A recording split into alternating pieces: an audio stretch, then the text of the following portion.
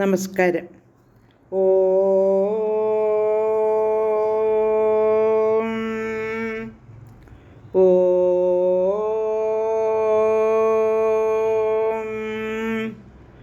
ഓം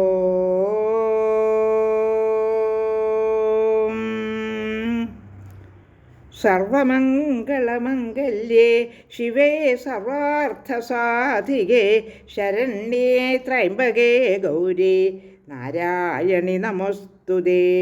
ഓം മഹാദേവ്യേ നമഃ.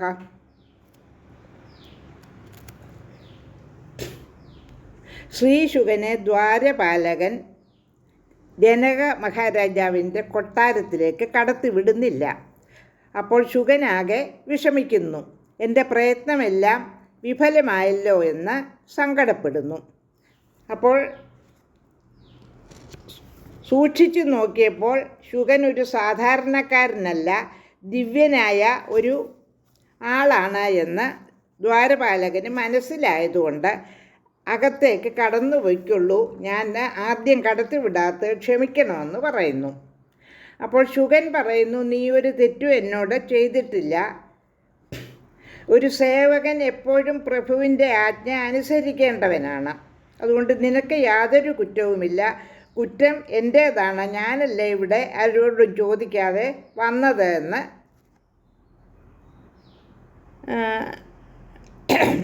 ദ്വാരപാലകനെ സമാശ്വസിപ്പിക്കുന്നു.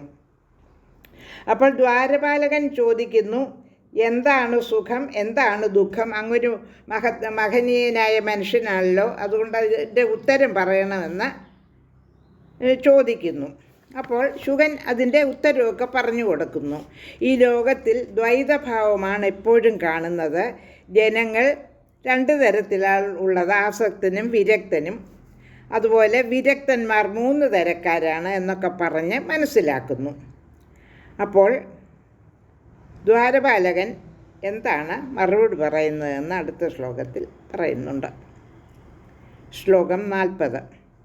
യുക്തം ഭവതാ വിദ്വന്നർത്ഥജ്ഞോഹം ദ്വിജോത്തമ തൽസർവം വിസ്തരേണ അദ്യ യഥാർത്ഥം പദസത്തമാം. വിജ്ഞനായ ബ്രാഹ്മണോത്തമ, അങ്ങ് പറഞ്ഞതിൻ്റെ ഒന്നും അർത്ഥം അറിയാൻ കഴിവുള്ളവനല്ല ഞാൻ. അതുകൊണ്ട് എനിക്ക് ശരിക്കും മനസ്സിലാവും വിധം എല്ലാം ഒന്ന് വിസ്തരിച്ച് പറയൂ. ശുക ഉവാച. ശ്ലോകം 41. രാഗോ യസ്യാസ്തി സംസാരേ സരാഗീത്യുച്യതേ ധ്രുവം ദുഃഖം ബഹുവിധം തസ്യ സുഖം ച വിവിധം പുനഃ. ആർക്കാണോ ഈ സംസാരത്തിൽ ആസക്തിയുള്ളത് അവനെ നിശ്ചയമായും ആസക്തനാണെന്ന് പറയാം. അവന് പലതരത്തിലുള്ള ദുഃഖങ്ങളും പലതരത്തിലുള്ള സുഖങ്ങളും ഉണ്ടാവുന്നു.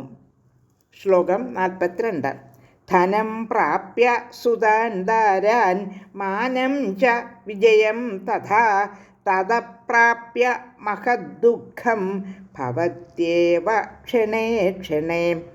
ധനം, പുത്രന്മാർ, ഭാര്യ, മാനം, വിജയം ഇവയെല്ലാം ഉണ്ടെങ്കിൽ സുഖം. ഇവയൊന്നുമില്ലെങ്കിലോ ഓരോ ക്ഷണവും മഹാദുഃഖവും. ശ്ലോകം 43. കാര്യം തസ്യ സുഖോപായഃ കർത്തവ്യം സുഖസാധനം തസ്യാരാതി സവിജ്ഞേയഃ സുഖവിഘ്നം കരോതി യഃ. സുഖത്തിനുള്ള ഉപായം തേടുകയാണ് അവൻ്റെ കർത്തവ്യം. ആരാണോ സുഖത്തിന് വിഘ്നമുണ്ടാക്കുന്നത് അവനാണ് അവൻ്റെ ശത്രു എന്ന് അറിയണം. ശ്ലോകം 44. സുഖോത്പാദയിതാ മിത്രം രാഗയുക്തസ്യ സർവഥാ ചതുരോ നൈവ മുഹ്യേത മൂർഖ സർവത്ര മുഹ്യതി. ഏത് പ്രകാരത്തിലായാലും ആരാണോ സുഖം നൽകുന്നത് അവനാണ് ആസക്തന് മിത്രം. സാമർഥ്യമുള്ളവൻ മോഹിക്കുകയില്ല, മൂർഖൻ എവിടെയും മോഹിക്കുകയും ചെയ്യും. ശ്ലോകം 45. വിരക്തസ്യാത്മരക്തസ്യ സുഖം ഏകാന്തസേവനം ആത്മാനുചിന്തനം ചൈവ വേദാന്തസ്യ ച ചിന്തനം. വിഷയങ്ങളിൽ വിരക്തി വന്ന ആത്മാരാമന് ഏകാന്തത്തിൽ വസിക്കുന്നതും ആത്മാവിനെക്കുറിച്ചും വേദാന്ത വിഷയങ്ങളെക്കുറിച്ചും ചിന്തിക്കുന്നതുമാണ് സുഖം. ശ്ലോകം 46. ദുഃഖം തദ്ദേതത്സർവം ഹി സംസാരകഥനാദികം